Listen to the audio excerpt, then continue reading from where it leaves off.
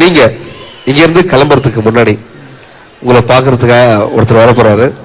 அவர் வேற யாரும் இல்ல, உங்களுடைய குருநாதர் திரு எஸ்ஏசி அவர்களை அன்புடன் மேடைக்கு அழைக்கிறோம்.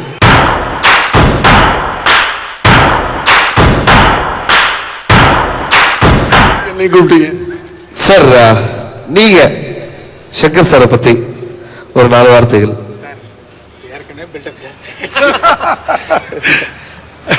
அதாவது பெருமையான விஷயம், ஒரு வாத்தியாருக்கு தன்னுடைய ஸ்டூடெண்ட் வந்து இப்படி இருக்கிறார் அப்படின்னு பார்க்கும்போது அந்த வாத்தியார் எவ்வளவு சந்தோஷப்படுவாரோ அந்த மகிழ்ச்சி இன்னைக்கு உலகத்தையே திரும்பி பார்க்க வச்சுக்கிட்டு இருக்கிறாரு ஒரு மாணவர். இதை விட நமக்கு என்ன வேணும் சார்? ஆஹா, தேங்க்யூ சார். அடுத்து இந்த பைபிள்ல ஒரு வார்த்தை இருக்கு, தன்னைத்தான் தாழ்த்தி கொள்ளுகிறவன் உயர்த்தப்படுகிறான் அப்படின்னு சொல்லிட்டு. அது நான் ஒவ்வொரு முறையும் சங்கர்கிட்ட பார்ப்பேன். நான் இந்த உயரத்துக்கு போன பிறகும் இவ்வளவு தாழ்ச்சியா இருக்கிறதுனாலதான் அவர் வந்து யாரோ ஒருத்தர் பேசும்போது சொன்னாங்க, வரிசையா இத்தனை வெற்றிகளை எப்படி கொடுக்க முடியுதுன்னா, ஒவ்வொரு வெற்றிக்கு பிறகு நான் அவரை மீட் பண்ணும்போது சொல்லுவாரு, சார் பயமா இருக்கு சார், அடுத்த படம் என்ன பண்றதுன்னு தெரியல, எனக்கு ரொம்ப பயமா இருக்கு. அந்த பயமா இருக்குன்னு சொல்ற வார்த்தை இருக்கு பாத்துங்க, அதனாலதான் அடுத்த வெற்றியை கொடுக்க முடியுது அவரால். அப்படி தேங்க்யூ தேங்க்யூ சார். சார், இப்போ நீங்க வந்து இந்த மேக்கிங் அந்த சாங்ஸ்லாம் பாத்தீங்க, இதில் நீங்க சொல்லுங்க சார், இளைய தளபதி இந்த படத்துல எப்படி இருக்காரு?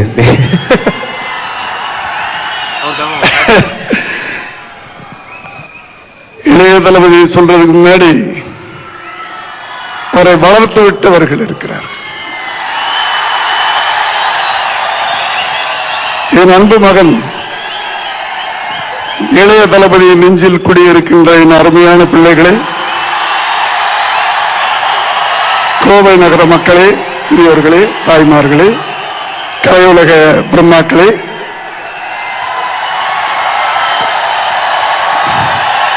எனக்கு திருமணம் செய்து வைத்த நடிகர் திலகம் சிவாஜி அவர்களின் வாரிசாக வந்திருக்கின்ற சிவாஜி அவர்களே, இங்க வந்து இந்த பங்கன் நடந்திருக்கிற மாதிரி ஒரு உணர்வை கொடுத்து கொண்டிருக்க பிரபு சார் அவர்களே, நண்பர் சத்யராஜ் சார் அவர்களே. அடுத்தது இவரை பத்தி ஒன்று சொல்லணும்னா,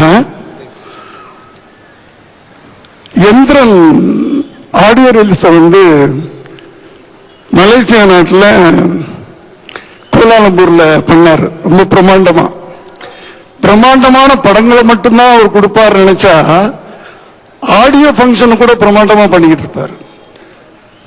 அந்த எந்திரன் ஆடியோ வெளியீட்டு விழாவுக்கு நான் போயிருந்தேன், கோலாலம்பூர்ல பண்ணியிருந்தாரு. இன்னைக்கு கோவை மாநகரத்தை கோலாலம்பூரா மாத்தி இருக்கிறார். அது ஒரு பெரிய விஷயம். அது இந்த கோவை மாநகர மக்கள் ரொம்ப வந்து சந்தோஷப்படணும். Thank you sir, thank you so much. அடுத்தது பிள்ளைய பத்தி கேட்டீங்க நீங்க, அவரை பத்தி நான் என்ன சொல்றது, அவரும் இவரை மாதிரி தான் வளர வளர, அதாவது பெரியவங்க சொல்லுவாங்க வெற்றியை தலையில வச்சு கூடாது அப்படின்ற மாதிரி. ரொம்ப சந்தோஷமான விஷயம்.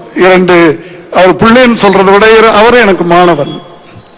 2 மாணவர்கள் இன்னைக்கு இந்த நிலைமையில இருக்கிறத பார்க்கும்போது அதுக்கு நம்ம ஒரு ஏணியா இருந்திருக்கிறோம்னு நினைச்சு ரொம்ப சந்தோஷமா இருக்கு. Super sir, thank you thank you so much. Great speech. இப்போ நான் நல்லா இருக்கேன்னா அது காரணம் வந்து எஸ்ஏசி சார் தான். இவர் சொன்னதுனால சொல்லலை, இந்த டிசிப்ளின், இந்த ஒழுக்கம் எல்லாம் இவர்கிட்ட இருந்து வந்தது தான். அதுதான் அவர் தான் முக்கியமான காரணம். அது முக்கியமா வந்து இந்த படம் வந்து நல்லா இருந்தது, உங்களுக்கு பிடிச்சதுன்னா அந்த மொத்த கிரெடிட்டும் ஹிந்தி டைரக்டர் ராஜ்குமார் ஹிரானிக்கு தான் போகும், எனக்கு கிடையாது. ஏன்னா அவர் அவ்வளவு அற்புதமான ஒரு கதை, திரைக்கதை, ரொம்ப சிறப்பான படம். அது வந்து full credit goes to Rajkumar Hirani. நான் கடைசியா ஒரே ஒரு விஷயம் மட்டும் சொல்லிக்கிறேன். இந்த படம் என்னுடைய படங்கள்லேயே கொஞ்சம் வித்தியாசமான படம். என்னுடைய இதுவரைக்கும் நான் பண்ண படங்கள் எல்லாம் மறந்துட்டு இந்த படம் பார்க்க வாங்க. முக்கியமா எந்திரனை மறந்துட்டு வாங்க. ஏன்னா எந்திரன்ல இருக்கிற அந்த ஆக்ஷன், அந்த கம்ப்யூட்டர் கிராஃபிக்ஸ் அனிமேட்ரானிக்ஸ்லாம் வந்து இந்த படத்தில் இல்லை, ஆனால் வேற சில விஷயங்கள் இருக்கு.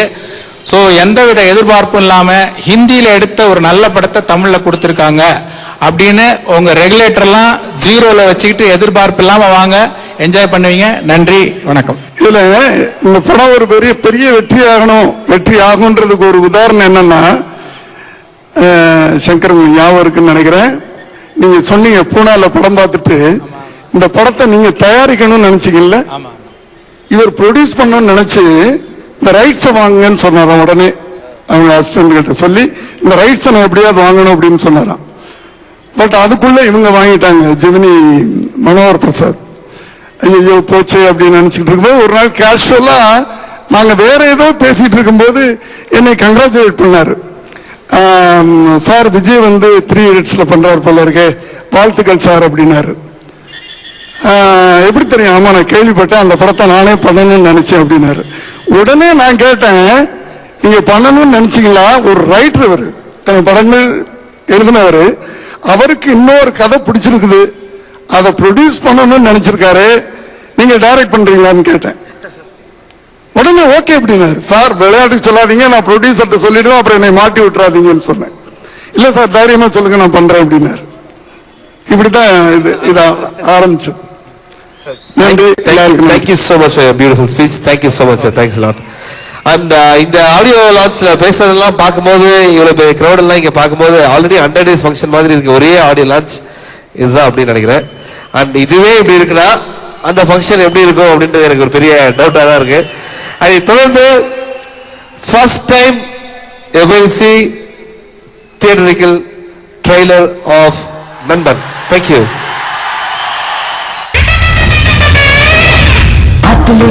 Battery, charge that always well. தோல்வியா நினைச்சுனா சொல்லிடு always well. Always wellனா எல்லாம் நல்லதுக்கே, நல்லதே நடக்கும்ன்ற பாசிட்டிவ் தாட். நாங்க 3 பேர் ஃப்ரெண்ட்ஸ். இதுல மோஸ்ட் அவுட்ஸ்டாண்டிங் ஸ்டூடெண்ட் யாருன்னா பாரி, பஞ்சவன் பாரிவேந்தன். என்ன பேர் இது? இவன் சேவர் கொடி செஞ்சர். சரியான பயம். நான் உங்ககிட்ட டிஸ்டிங்ஷன் வேணும்னு கேட்கல, பாஸ் பண்ணா போதும். இதுதான் Venkat Ramakrishnan BA. Share love பண்றது போட்டோகிராஃபிய, கல்யாணம் பண்ணிக்க போறது மெஷின். நீ ரியாவை லவ் பண்றல, டெய்லி நீ என்னோட கனவுல அதே ஸ்கூட்டர்ல கல்யாண கோலத்துல வர.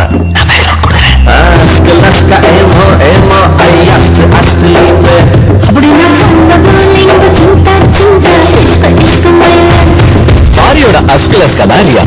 சுருக்கமா சொல்லணும்னா மெடிக்கலுக்கு படிக்கிற முனிமா. கஷ்டம் கஷ்டம் தேவையா?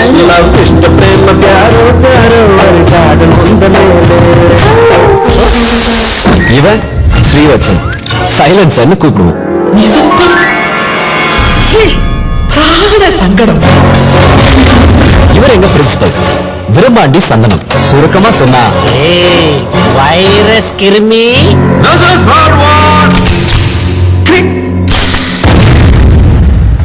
சார் எனக்கு ஒரு டவுட் சார். கிஸ் இருக்கும் போது முக்கு இடிச்சுக்குமா?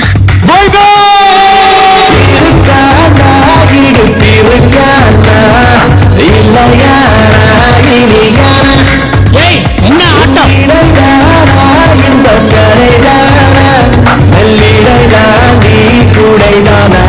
ஏஆர்ரஹ்மான் கிட்ட அவங்க அப்பா போய் நீ பெரிய பேட்ஸ்மேன் ஆகணும்னு சொல்லியிருந்தாலோ, இல்ல சச்சின் டெண்டுல்கர் கிட்ட அவங்க அப்பா போய் மியூசிக் டைரக்டர் ஆகணும்னு சொல்லியிருந்தாலோ, நான் யோசிப்பேன்.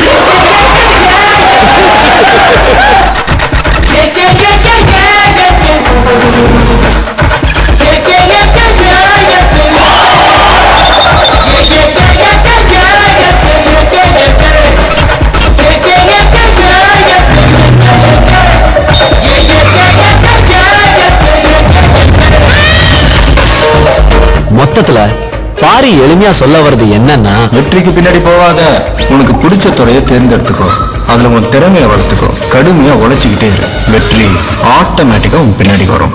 நான் மெசேஜ் சொல்றியா?